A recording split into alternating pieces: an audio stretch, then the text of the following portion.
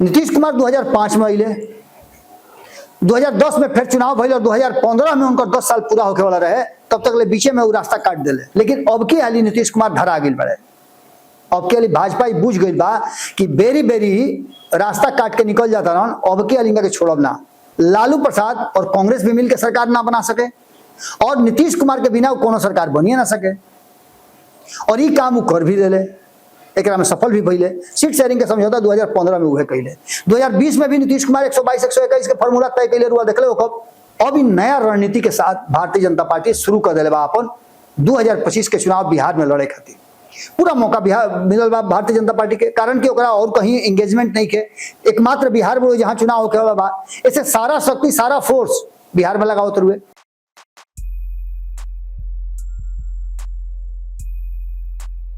गोड़ लगता नहीं हेरा से अभिनंदन बा खूटा ठोक पर वालों के खाली फिर से बहुत बहुत स्वागत अभिनंदन करता नहीं। दो लाइन से शुरू करता नहीं, कहीं कैसे कि वो बेवफा बा, कहीं कैसे कि वो बेवफा बा, ओकर मजबूरी हमरा पता बा, ओकर मजबूरी हमरा पता बा।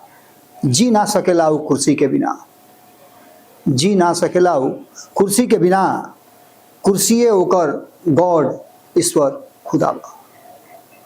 एक खाली फिर से वालों को गोड़ लगाता नहीं, बहुत बहुत अभिनंदन करता नहीं खूटा ठोक पर। और आज हम एक खाली फिर से जो कहे आइल बानी ओकरा पर वालों को भरोसा ना हुई, लेकिन दांत तो अंगुली ध के ओकरा के भरोसा करे के पड़ी, कारण कि बिहार के राजनीति एक खाली फिर से करवट ले बा, अपन दिशा बदल दिले बा। और ये दिशा बदलना में रुआ है बात के माने के पड़ी कि नीतीश कुमार रुआ सुन ले भाई नो कि 10 साल के बाद भोजपुरी का तो कहा था महाराज कि 10 साल के बाद बदलेला। एक खाली फिर बिहार के राजनीति के दशा 10 साल के बाद बदले वाला बा।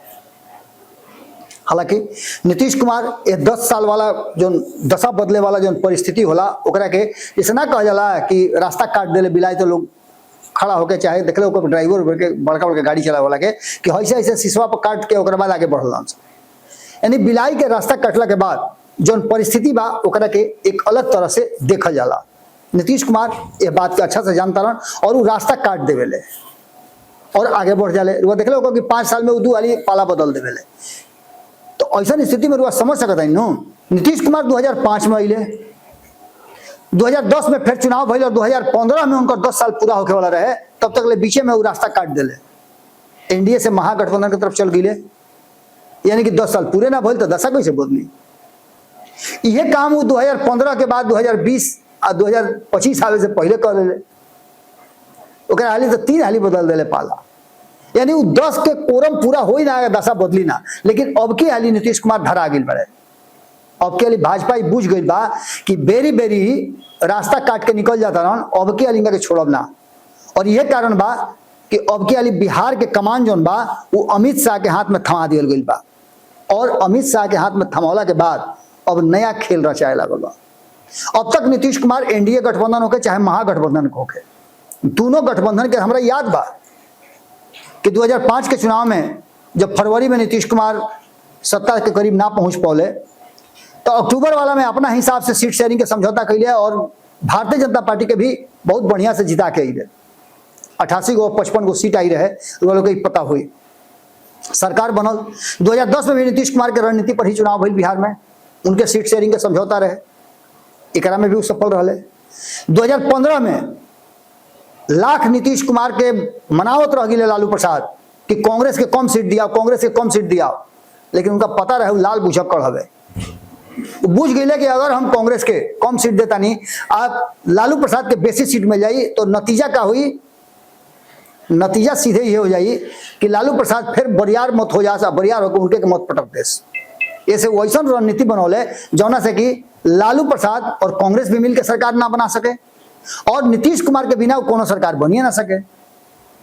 और ये काम वो कर भी दिले, एक में सफल भी भइले। सीट शेयरिंग के समझौता 2015 में उहे कैले, 2020 में भी नीतीश कुमार 122 121 के फॉर्मूला तय कैले रुआ देखले हो कब। जौना दिन घोषणा होके जात रहे वो दिन तकले नीतीश कुमार भारतीय जनता पार्टी के नाको चने चबवा दिले, जब तक ले हरदी गुर्दी ना बोलस तब तक ना मन ले। और आकर के कहे के पड़ल कि नीतीश कुमार हमनी के मुख्यमंत्री अगला चुनाव में भी हुई है।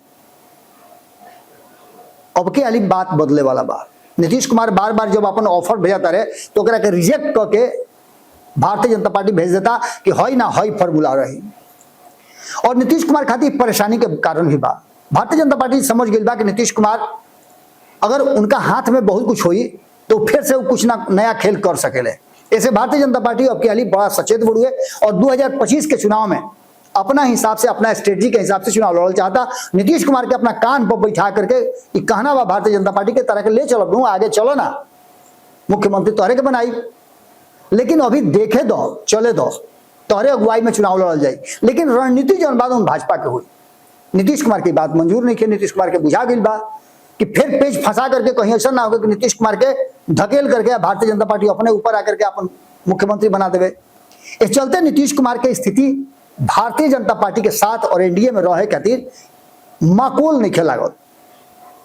एकरा खातिर नीतीश कुमार बार बार अपन प्रयास कर रहा बा। और नीतीश कुमार के बारे में वो जानता नहीं कि कुर्सी के बिना उड़ा ना रह सकले। उनकर अल्लाह, ईश्वर, खुदा सब उनकर कुर्सी है। और एक पीछे तर्क भी देवेले कि बिहार के जौना परिस्थिति से हम निकाल के 2005 में ले आइल बानी, वो परिस्थिति से बेहतर बना के रखना, न्याय के साथ विकास करना, ओकरा खातिर हमार कुर्सी पर बैठल जरूरी बा। लेकिन अब इन नया रणनीति के साथ भारतीय जनता पार्टी शुरू कर दिले बा अपन 2025 के चुनाव बिहार में लड़े खातिर। पूरा मौका बिहार मिलल बा भारतीय जनता पार्टी के, कारण कि ओकरा और कहीं एंगेजमेंट नहीं के, एकमात्र बिहार में जहां चुनाव होके वाला बा। ऐसे सारा शक्ति, सारा फोर्स बिहार में लगावत रुए।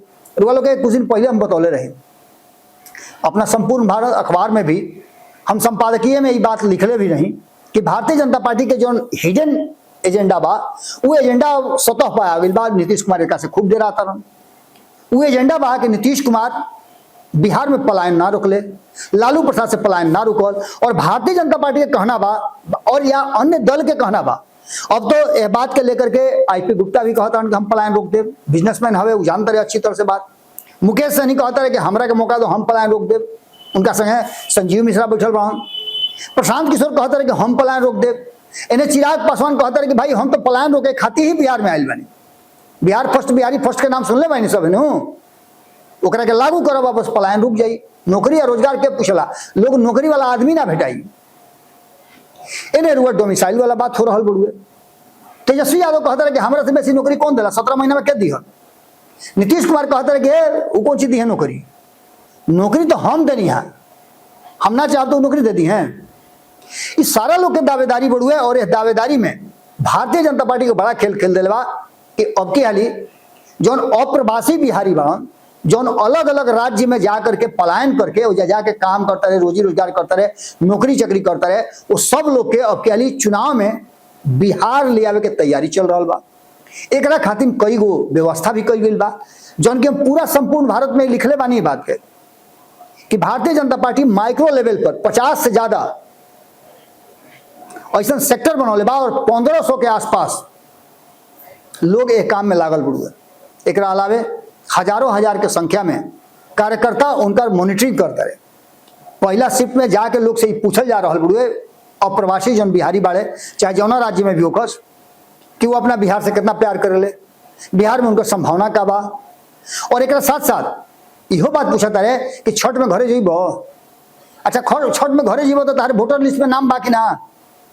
ये सारा बात के सर्वे हो रहा बा और 18-19 गो ऐसा पॉइंट बा जना के पूछ के और ओकर डाटा बना करके उनका फोन नंबर तक लिया जा रहा बा। कौना जिला के, कौना प्रखंड के, कौना पंचायत के और कौना गांव के हवे, टाइटिल का बा, इस सारा चीज उनकर लिखल जा रहा बा। इहो पूछल जा रहा बा कि का नरेंद्र मोदी जी के सरकार तारा पसंद बा, अगर वोट देवे के मौका मिली तो केकरा के वोट देबो।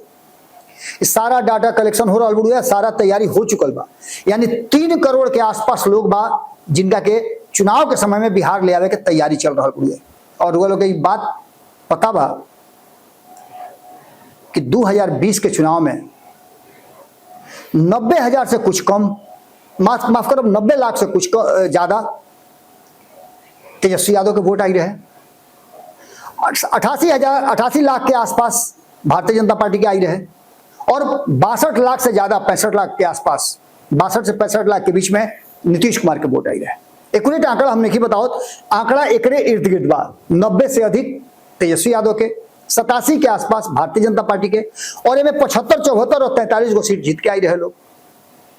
अगर एकरा में 3 करोड़ लोग के जौन बिहार ले आवे के बात हो रहा बा, अगर ई लोग बिहार आ गई और इनमें से आधा भी आ गई, 1.5 करोड़ भी आ गई, एकरा में से अगर 1.5 करोड़ में से 25% भी अगर वोट दे देले तो लाखों में संख्या हुई। और वह समझता नहीं कि अगर भारतीय जनता पार्टी के पक्ष में ही वोट दे देले, कारण कि भारतीय जनता पार्टी के खातिर व्यवस्था करता, विशेष ट्रेन की व्यवस्था करता, हो सकेला तो घरी वो लोग के टिकट कटावे के व्यवस्था हुई, हो सकेला तो सीट पर बैठा के भारतीय जनता पार्टी लाई, हो सकेला तो कोनो कार्यक्रम घरी नाथ दी कि फ्री में लोग के ले चलो भाई। छठ के समय हुई और छठ में रोजान तानी कि अधिकांश लोग बिहार आवेला छठ पर्व बनावे खातिर। बड़ा महत्वपूर्ण पर्व है बिहार खातिर, उत्तर प्रदेश खातिर, और एकरा खातिर लोग कहां कहां से देश विदेश से लौट के आवेला। ये उस समय बा जहां भारतीय जनता पार्टी बड़ा खेल करे के तैयारी बा, और भारतीय जनता पार्टी के पता बा कि अगर वोट बैंक में से उस सेंधमारी कर लस, अपना पक्ष में कर लस, तो ओकर सरकार बने में कोनो दिक्कत ना हुई। तो एकरा खातिर भारतीय जनता पार्टी के 122 से ज्यादा सीट पर चुनाव लड़े के हुई, और ये नीतीश कुमार के रहते संभव बा ना, तो फिर का हुई? एमे अमित शाह के खेल शुरू हो जाई। और अगर नीतीश कुमार के हटावे के बाद तो भाई केंद्र में भी परेशानी हो जाई। नीतीश कुमार के 12 गो जो सांसद बनन आ कहीं वो खेल भंडोल कर दिले तब का हुई? ओकरो तैयारी कहीं ना कहीं भारतीय जनता पार्टी और अमित शाह कर दिले बड़े। अमित शाह बिहार वाला पूरा मॉडल के लेकर के अपना आत्मसात कर ले बड़े और ओकर तैयारी शुरू हो गई बा। यह कारण बा कि 15 तारीख के यह महीना में प्रधानमंत्री के 20 तारीख के कार्यक्रम से पहले अमित शाह के कार्यक्रम बढ़ुए, और वह कार्यक्रम कहां बा? सीमांचल के क्षेत्र में। पलायन सबसे ज्यादा कहां के लोग गइल बा? सिवान के लोग गइल बा। देश विदेश में कहां रहता लोग? सिवान के लोग रहता। सबसे ज्यादा विदेशी पूंजी कहां आवेला? सिवान में आवेला। और सारण और सिवान के चौगेट करके प्रधानमंत्री नरेंद्र मोदी हो जाके लोग के अपना पक्ष में करे के तैयारी शुरू कर दिल बाड़े। ओकरा पहले अमित शाह के अपन खेल शुरू हो गई बा, और अमित शाह जो नीतीश कुमार के भंडोल कर जाइए और या एनडीए से उनका बाहर होकर के बात हुई, जो वाला को शुरू से कहनी है कि नीतीश कुमार के विदाई के पूरा तैयारी हो रहा है। काल्हे हुआ देखने की नीतीश कुमार गईलन दिल्ली। जब नीतीश कुमार गईले तो कम से कम इतना तो हो सकता रहनु कि नीतीश कुमार के इज्जत कल जाई, भाजपा के लोग आके उनका से भेंट करी, लेकिन वो ना भइल। इस सारा कहानी में कहीं ना कहीं अमित शाह अब महाराष्ट्र से दिल्ली साधे के और दिल्ली से बिहार साधे के कोशिश कर ले बारे। शरद पवार चाचा भतीजा के एकजुट कर करके 10 गो वोट जो सीट बा सांसद के ओकर जुगाड़ कर ले बारे। एगो तो उनका लगे बढ़ले बा, और 9 गो जो सीट बढ़ुए उनका चाचा के लगे एनसीपी के 8 गो, यानी दोनों मिलाकर के 9 गो सीट हो जाते हुए 12 गो में अब 5 गो बाच गई।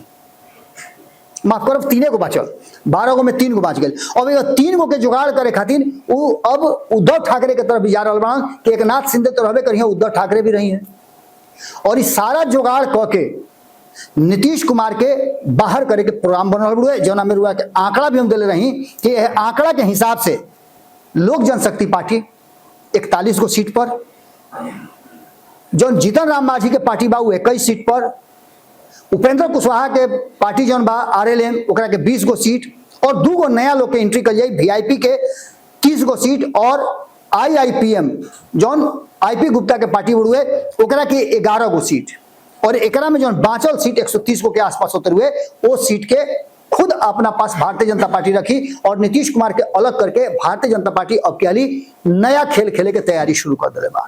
ये बात नीतीश कुमार के पता चल गई बा, और भारतीय जनता पार्टी के भी बात पता बा कि नीतीश कुमार के रहते हुए ये 5 पांडव के टीम सीट शेयरिंग के समझौता के बाद एक साथ ना रही।